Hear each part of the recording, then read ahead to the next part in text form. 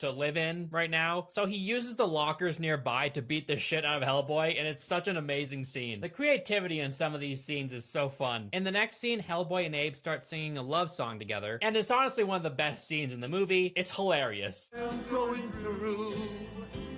This movie rules. It's not every day you see a demon dude and a fish man singing together. This movie is equal parts fun, awesome, funny, and goofy. Prince Nuada shows up at the BPRD headquarters, and things get a little complicated. The prince starts fighting Hellboy and eventually stabs him in the abdomen. The spearhead he used is like magical, so when someone tries to remove it, it moves closer to the person's heart. So he's kind of stuck with it inside of him. Abe ends up finding the piece of the Golden Army crown that the princess had hidden away. And then Liz, Abe, Hellboy, and Johann Kraus go searching for Prince Nuada. If you push it in the other side, how it works?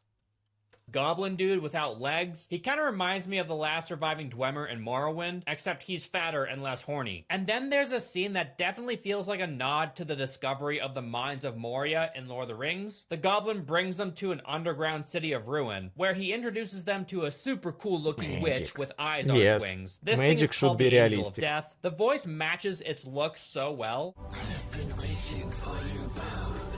I just love the design of this thing. Doug Jones encountered difficulty while playing the Angel of Death, as he could barely see through the mostly obscuring mask, and could barely stand with the 40-pound wings on his back. The character was originally meant to walk around, but was instead held up by wires and depicted as floating, after Del Toro and crew witnessed the trouble Jones was having just trying to stand upright. He also voiced the Angel of Death, where the eerie final product was a result of Jones recording his lines twice and layering them together. My heart is filled with dust.